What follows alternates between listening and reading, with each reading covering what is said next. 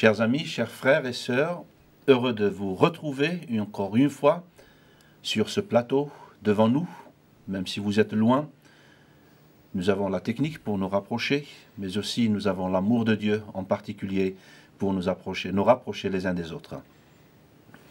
Bienvenue à cette émission Viens et vois. Et nous vous invitons à venir, à écouter particulièrement la parole de Dieu et les commentaires qui seront faits par nos frères Meki et Hassan. Bienvenue. Merci. Avec l'aide de Dalila. Merci. Bienvenue Dalila. Et on ne le fait pas souvent, hein. On appelle par le Seigneur Jésus, on ne lui dit pas bienvenue. Hein. Le Seigneur Jésus est au milieu de nous. Bienvenue Seigneur Jésus, parce que sans le Seigneur Jésus, nous ne pouvons rien faire. Ça vous le comprenez, vous qui nous regardez certainement. Alors nous demandons à Dieu de nous accompagner pendant cette petite demi-heure. Seigneur, notre Dieu, merci parce que tu as donné ton esprit à tous ceux qui croient en Jésus-Christ. Et nous te prions de nous accompagner pendant ce temps que nous avons reçu de toi afin d'annoncer ta parole. Merci de le faire au nom de Jésus-Christ. Amen. Amen, amen. Alors sans tarder, je demanderai à Dalila de nous lire quelques passages dans l'évangile de Matthieu à partir donc du chapitre 5 à partir du verset 17. Ne pensez pas que je sois venu abolir la loi ou les prophètes. Je suis venu non pour abolir, mais pour l'accomplir. En vérité, je vous le dis, jusqu'à ce que le ciel et la terre passent, pas un seul iota, pas un seul trait de la lettre de la loi ne passera, jusqu'à ce que tout soit arrivé. Celui donc qui violera l'un de ces plus petits commandements et qui enseignera aux hommes à faire de même, sera appelé le plus petit dans le royaume des cieux, mais celui qui les mettra en pratique et les enseignera, celui-là sera appelé grand dans le royaume des cieux. Car je vous le dis, si votre justice n'est pas supérieure à celle des scribes et des pharisiens, vous n'entrerez point dans le royaume des cieux. Merci Dalila. Nous voyons ici, donc c'est la continuité de la prédication que le Seigneur Jésus a donnée sur la montagne. Alors, premières impressions, je m'adresse à Meki et à Sen.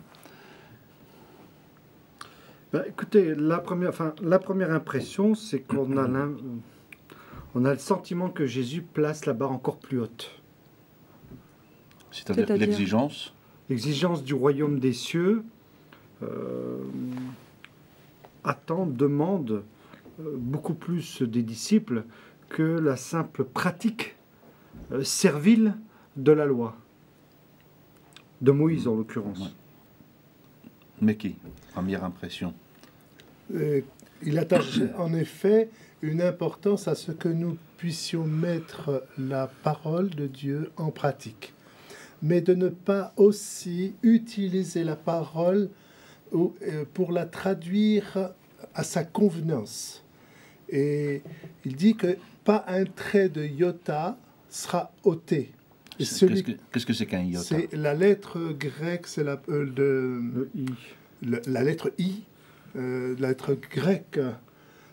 Et donc, cette lettre minime, c'est juste pour signifier qu'il ne faut pas toucher à la parole de Dieu telle qu'elle a été enseignée, écrite. Est-ce qu'il y a un autre endroit dans la Bible où on parle de cela? On trouve ce texte aussi dans la fin du livre de la Révélation ou l'Apocalypse, où il est parlé qu'il ne faut rajouter ni retrancher, sinon Dieu le frappera des fléaux décrits dans ce livre. Oui, dans l'Apocalypse. Ça se trouve dans l'Apocalypse à la fin. Voilà. Bien comprendre également que Jésus met au pied du mur les religieux de son temps, qui se gargarisent, qui ont la prétention, eux, d'accomplir la volonté de Dieu. Or, Jésus leur fera souvent le reproche que leur obéissance en question est une obéissance qu'extérieure. Et quelque part, et en d'autres termes, ce qu'il dit, c'est que en matière de pratique de la loi, même les pharisiens et les spécialistes de la loi ne sont pas crédibles en la matière. D'accord. Est-ce qu'il n'y a pas un autre passage où on parle du fait que la lettre tue, mais l'amour édifie? Est-ce qu'on peut faire le parallèle avec l'enseignement de Jésus de la mise en pratique, qu'on peut connaître le texte sans la mise en pratique? On a un texte.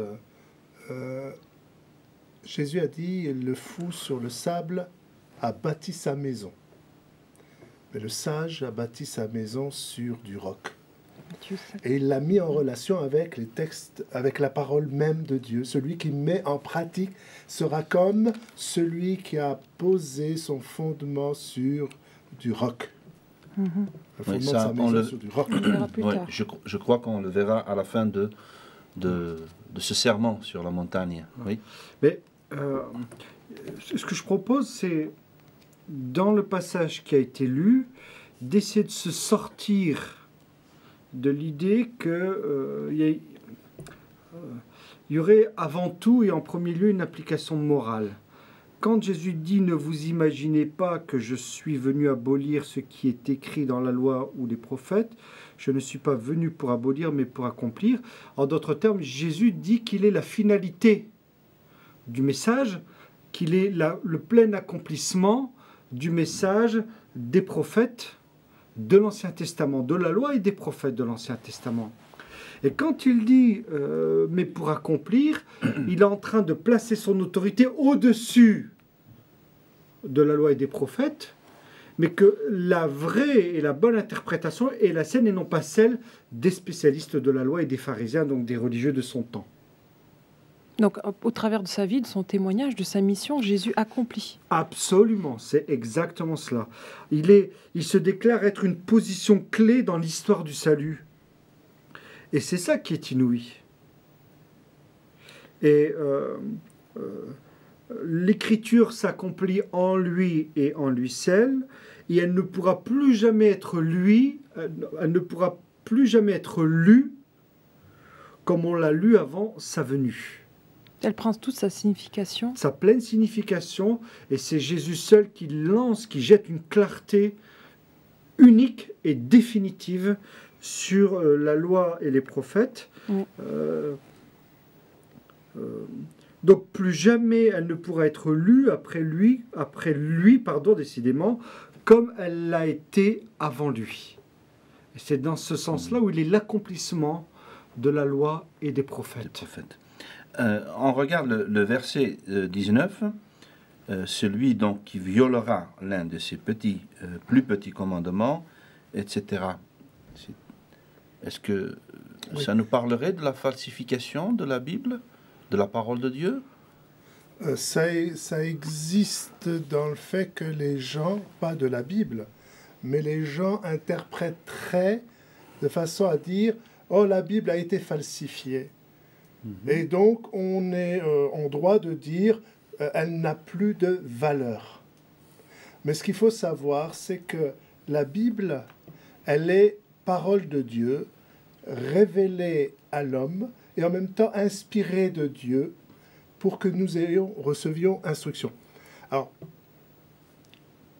ces affirmations ou ces allégations donnent à certains de pouvoir en fabriquer d'autres. Dans Galates, au chapitre 1, verset 8, il est dit « Même si un ange vous rapporte un autre message que celui que je vous ai annoncé, prêché, qu'il soit anathème. » C'est-à-dire maudit. Oui, anathème, refusé. Notre évangile, oui. Alors que la Bible, elle est là avant les autres textes qui peuvent venir par la suite et qui n'annoncent pas le même message. Alors bien sûr, je ne vais pas rentrer dans toutes sortes de polémiques, mais l'important, c'est ce qui est essentiel de dire, c'est que la parole de Dieu, elle peut se vérifier avec déjà, du point de vue archéologique, des gens ont fait des recherches et ont trouvé ce qui était dit dans les Écritures ont été justes. Voilà, confirmé. Alors, il y a d'autres choses. Peut-être veux-tu intervenir? Oui, je t'en prie. Alors, il y a d'autres choses, par exemple, quand il est dit dans les textes qu'il y a l'arc-en-ciel, pour vérifier, eh bien, il suffit justement de regarder l'arc-en-ciel. La parole de Dieu dit bien que c'est une alliance et que lorsque nous regardons après la pluie l'arc-en-ciel, on se dit, c'est vraiment la confirmation de ce que Dieu dit. Quand Dieu dit que la femme va accoucher avec douleur, c'est vérifiable. Lorsque on dit qu'il y a eu des recherches, on a trouvé des couches où il y a eu le déluge, hein, les scientifiques peuvent dire qu'il y a eu un déluge. Il y a encore d'autres choses, mais c'est pour dire, on peut dire de la Bible qu'elle est falsifiée alors qu'il y a des preuves qui authentifient que les textes sont justes. Mais est-ce qu'on doit, je m'excuse Arsène, est-ce qu'on doit nous confier justement à toutes ces épreuves scientifiques pour dire que la Bible est véridique? À mon avis, les épreuves scientifiques ne sont là que en minorité. Parce que, oui, elles confortent une conviction déjà acquise par le Saint-Esprit. Ouais. Voilà. Mais pour revenir à ce verset 19, par conséquent, si quelqu'un n'obéit pas à un seul de ses commandements, même s'il s'agit du moindre d'entre eux et s'il apprend aux autres à faire de même, il sera lui-même considéré comme le moindre dans le royaume des cieux. Au contraire, celui qui obéira à ses commandements et qui les enseignera aux autres sera considéré comme grand dans le royaume des cieux. Alors, est-ce possible d'obéir à tous les commandements de Dieu? Et là, il n'y a pas à tergiverser. Jésus nous parle bien de l'évangile du royaume des cieux. Hein, rappelez-vous, à une émission précédente, nous avons parlé donc du sermon sur la montagne, des béatitudes. Et en clair, Jésus nous dit que l'évangile du royaume des cieux inclut l'exigence de l'entière obéissance au commandement de Dieu, au commandement de la loi de Dieu. Et ça, c'est énorme. C'est énorme. Et c'est là où Jésus va piéger les religieux, parce que personne est dans la capacité d'obéir et d'accomplir toute la loi sans en transgresser un seul iota, une seule lettre. Et c'est là où se trouve la bonne nouvelle. C'est que Jésus va le faire à notre place. Il n'est pas venu abolir, mais accomplir, parce qu'il est l'accomplissement, la clé, la personne clé, l'aboutissement, le plein épanouissement de la loi et des prophètes. Parce que ceci n'empêche pas que Jésus mette en garde celui qui commence à violer la loi de Dieu ou la parole de Dieu. Disons que là, il souligne en effet la responsabilité de celui qui enseigne. Responsabilité de celui qui enseigne, et c'était une manière de dire, de s'exprimer, et qui souligne que de l'obéissance au commandement dépend la participation au royaume de Dieu. Et c'est là où nous verrons plus tard que seul le don de l'esprit, cette puissance de vie, va nous permettre d'aller dans cette direction. Mais pour l'heure, dans un discours qui est adressé à des religieux, des religieux qui se congratulent, qui se félicitent d'être des gens scrupuleux, parce que si on veut comprendre les pharisiens, ce sont des gens qui ont la maladie du scrupule, et qui développent, et qui développent, et qui développent des commandements, et qui surchargent et qui ne pouvaient même pas manger sans s'être lavé les mains. Voilà, ou toucher du doigt les fardeaux qu'ils posaient sur le dos du peuple. Et en ce sens-là, Jésus leur dit fort bien, mais est-ce que vous l'accomplissez? Est-ce que vous y obéissez? Est-ce que vous mettez tout cela en pratique? Et nous, en tant que chrétiens dans les églises, est-ce qu'on ne voit pas aujourd'hui, dans nos églises, justement des pharisiens modernes, je dirais, des hommes et des femmes qui mettent des fardeaux sur les autres dans nos communautés, que ce soit en Afrique du Nord, que ce soit en Europe, en Amérique, en Chine, etc. Et qui sont prêts à nous ravir la liberté que nous avons en Jésus. Alors à cela, il faut tenir ferme, quel qu'il soit. Parce que comme disait l'apôtre Paul, qui va me juger? Qui aura la prétention de juger la liberté qui est la mienne? Mais attention, la liberté n'est pas synonyme de licence, de dire et de faire n'importe quoi. Mais ce que l'Évangile nous enseigne, c'est que Jésus est venu nous apporter une relation, Oui. et non pas un code, et non pas des préceptes, Oui. mais une relation. Et plus nous entrons dans cette relation d'amour avec le Père, alors mieux nous manifesterons cette citoyenneté du royaume des cieux. Mais je vais rebondir sur ce que tu dis là. Est-ce que Jésus ne s'adresse-t-il pas en fait à l'esprit de religiosité de ces hommes-là? Et non seulement il s'y adresse, mais il la fustige et il l'attaque de plein fouet. Et qu'est-ce que... Et c'est en ce sens-là où il pose vraiment la barre encore plus haute. Parce qu'il sait que la manière dont ils ont interprété la loi va leur permettre de s'auto-justifier. Oui, parce qu'on... Oui, Et ainsi, Jésus place tellement haut les exigences du royaume des cieux pour justement les amener dans l'impasse. Et pour dire, voyez, par vos propres forces, oui. vous ne pouvez pas. Vous ne pouvez pas. La seule possibilité pour vous, c'est de reconnaître votre pauvreté spirituelle, votre humilité, votre indigence, et de demander à Dieu le don du Saint-Esprit pour être dépendant de Dieu. J'aimerais juste rebondir par rapport à ce qui a été dit tout à l'heure concernant les religieux qui accusent Jésus que ses disciples ne se lavaient pas les mains quand ils mangeaient. Alors Jésus va leur répondre ceci. Et vous, pourquoi transgressez-vous le commandement de Dieu au profit de votre tradition? Pour un bien personnel, pour des lois qu'ils ont même rajoutées pour leur profit. Et donc Jésus est assez direct à l'égard des religieux qui sont sous une loi et qui mettent les gens sous une certaine domination. Je crois avoir lu justement à ce sujet-là qu'il y avait la loi de Moïse, mais que les religieux de l'époque rajoutaient à la loi des traditions, c'est-à-dire la façon de faire. C'était des choses rajoutées pour que cela convienne à tout le monde, que tout le monde soit dans le même circuit, tout le monde fasse la même chose. Il est vrai que ça a été rajouté. Hein. Ils existent, ces textes. Hein. Et les Juifs de l'époque, et encore aujourd'hui, s'y réfèrent. Elle a autant d'autorité que la loi de Moïse. C'est ce qu'on appelle le Talmud. Voilà, c'est ça. Le livre d'interprétation, le Talmud, la Halakha, la Haggadah. Et ici encore, ce qui est important de saisir à la lecture de ce texte, c'est non pas de se sentir écrasé ou culpabilisé par rapport aux propos de Jésus, parce que c'est Jésus qui accomplit la loi, n'est-ce pas?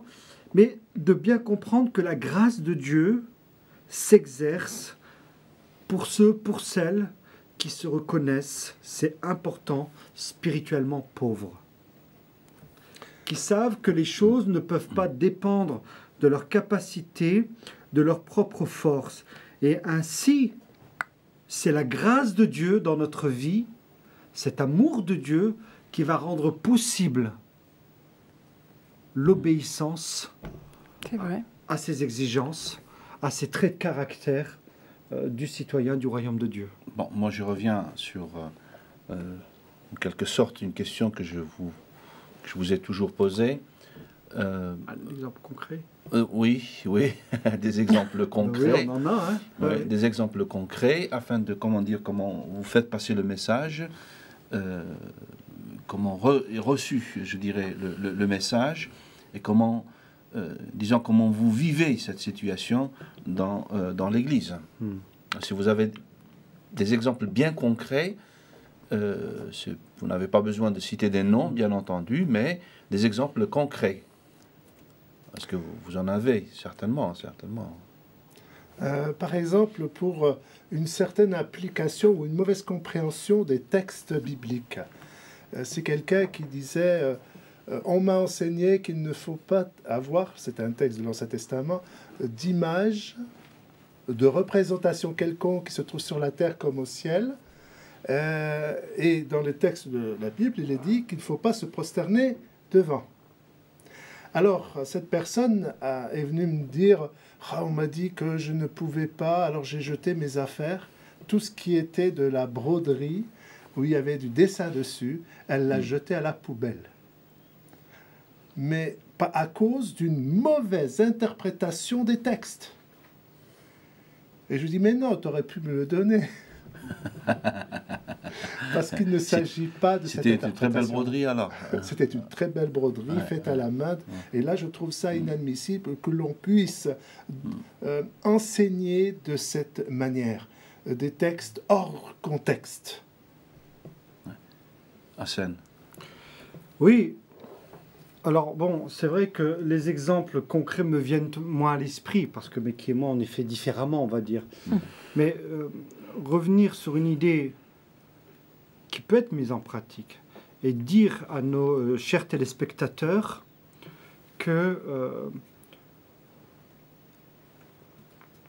toute la loi a été accomplie par Jésus, c'est-à-dire toutes les exigences de la sainteté de Dieu. Et que le meilleur moyen, le plus beau moyen d'obéir à Dieu, c'est de vivre sur la base de ce que Dieu déclare à notre sujet. C'est-à-dire ? C'est-à-dire que Dieu nous voit déjà parfaits. Dieu nous voit déjà complets. Il nous voit déjà accomplis. Nous ne le sommes pas encore, mais Dieu nous voit ainsi. Nous le sommes. Nous le sommes. Nous le sommes, c'est ce que l'on appelle le déjà et pas encore. Mais Dieu, déjà, quand il nous voit parfait. Il ne nous voit pas avec nos défauts, il ne nous voit pas... Au travers de Jésus-Christ, il nous voit parfait. Mais dans notre vie quotidienne, on ne l'est pas. Voilà. Mais savoir que Jésus est notre justification. Savoir que nous n'avons pas besoin de mettre en place un système religieux pour apaiser notre conscience. Qu'on n'en a pas besoin, parce que Jésus est venu le faire éclater. Va nous permettre de rentrer dans un vrai chemin de liberté. Et ne plus vivre par rapport au regard des autres, bien qu'il compte, mais plutôt de vivre sous le regard du Père. Est-ce que ça rejoindrait l'idée que nous avons discutée pendant l'émission précédente, le sel et la lumière? C'est-à-dire que lorsqu'on vit en relation avec Dieu, on donne un témoignage. C'est-à-dire qu'on n'a pas besoin de donner un témoignage, mais on est vu. On a des fruits, on porte des fruits. C'est-à-dire, on va privilégier la religion du cœur. Et non pas tel ou tel rituel, telle ou telle œuvre, accomplissement d'œuvre. Donc la relation avec Dieu. Voilà, et les uns avec les autres. Plaire à Dieu sans être vu par les hommes, c'est ça la vie que Dieu nous demande. Voilà. Bien. On peut aller... Alors, très rapidement, du 21, du verset 21 au verset 26. 26. Vous avez entendu qu'il a été dit aux anciens, tu ne commettras pas de meurtre, celui qui commet un meurtre sera passible de jugement. Mais moi je vous dis, quiconque se met en colère contre son frère sera passible du jugement. Celui qui dira à son frère Raka sera justiciable du Sanhédrin. Celui qui lui dira insensé sera passible de la géhenne du feu. Si donc tu présentes ton offrande à l'autel, et que là tu te souviennes que ton frère a quelque chose contre toi, laisse là ton offrande devant l'autel, et va d'abord te réconcilier avec ton frère, puis viens présenter ton offrande. Arrange-toi promptement avec ton adversaire, pendant que tu es encore en chemin avec lui, de peur que l'adversaire ne te livre au juge, le juge aux gardes, et que tu ne sois mis en prison. En vérité, je te le dis, tu ne sortiras point de là que tu n'aies payé jusqu'au dernier centime. Merci. Je ne crois pas qu'ils aient la même version. Hein. C'est pour ça qu'ils s'appesantissent sur le texte. Alors, encore une fois, c'est extraordinairement inaccessible pour l'homme. Voilà. Mais Jésus veut encore confondre, en fixant la barotte, les religieux de son temps, qui ont leur conscience pour eux-mêmes. Donc la religion n'approche pas de Dieu. Ne conduit pas à Dieu. Elle n'approche pas de Dieu. Et surtout, elle ne nous apprend pas à aimer notre prochain. Elle est juste là pour tenter, je dis bien, d'apaiser notre conscience. Donc être chrétien, lorsqu'on dit on est chrétien, on connaît Jésus personnellement. Ce n'est pas une religion, vous êtes d'accord avec moi? Non, c'est une religion, la religion du cœur. Voilà, c'est ça. Qui peut être résumée finalement. Comment tous ces passages que nous avons lus, et que nous avons présenté durant les émissions qui se sont succédées, suivies. Comment pourrions-nous résumer tout cet enseignement en une seule formule? N'inflige pas à l'autre ce que tu ne voudrais pas qu'il t'inflige. On a résumé. Ne fais pas le mal que tu ne voudrais pas que l'on te fasse. Et je crois qu'il y a un verset biblique qui dit fais à ton prochain Ce que tu voudrais que ce je te ce fasse. que tu voudrais que ton prochain te fasse, quoi. Ouais, quelque chose. Ce que l'on, ouais. Et on voit que avec, je dirais, avec des exemples aussi proches de nous, dire à quelqu'un il est insensé ou il est fou. Des exemples pratiques. On Hein. verra Oui. dans la suite des passages où le simple fait de penser, La de pensée. convoiter, nous met dans une situation de péché. C'est encore une manière pédagogique de la part de Jésus de nous conduire dans l'impasse. Et de dire finalement, personne ne peut répondre, personne ne peut satisfaire aux exigences de la sainteté de Dieu. Moi seul vais pouvoir l'accomplir et je vais pouvoir l'accomplir en votre faveur, pour le porter à votre crédit. Et vous vivrez de cette justice-là, C'est-à-dire, parce que qu'est-ce Dieu tu est veux dire amour. Qu'est-ce que tu veux dire? Le chrétien vit de cette justice-là? Bah oui, de va la plus loin. justice accomplie par Jésus. Alors le chrétien, alors pratiquement, qui est-il? Le chrétien, Le chrétien. bah, c'est quelqu'un qui vit sur l'œuvre que Jésus a accomplie. Alors, encore une autre définition tirée des Écritures. Le chrétien est un crucifié. En fait, nous sommes crucifiés, tel est l'enseignement et que nous recevons, puisque nous le vivons. En étant crucifié, cette image de crucifié, c'est celui qui ne va pas réagir, que ce soit tant bien que mal, il ne réagit pas de la même manière que les gens hors de l'espérance, qui n'ont pas d'espérance. Et donc, le crucifié, c'est le chrétien en fait, qui est mort à lui-même et qui vit pour Dieu chaque jour. Merci. Chrétien, petit Christ. Oui. Oui. Nous n'avons pas beaucoup de temps. Je Juste un m'excuse. dernier mot. Très très court. Très très court. C'est très aussi, on voit, c'est en filigrane dans l'enseignement de Jésus. L'idée, encore une fois, c'est de dire que la relation du disciple avec Dieu ne peut pas être conçue indépendamment des autres relations des disciples entre eux et avec eux. Merci. Nous n'avons vraiment pas de temps. Hein. Le temps passe très vite. Chers téléspectateurs, chers frères et sœurs, vous avez entendu. Et nous vous demandons de vivre avec Dieu afin de ne pas vous mettre sous le joug de la religion. Veillez vivre en paix avec Dieu et vous vivrez la paix avec les autres. Si je dis veiller, cela nous concerne aussi. Alors que Dieu vous bénisse et que Dieu vous fasse du bien. Nous espérons vous voir très prochainement. Au revoir. Au revoir. Au revoir.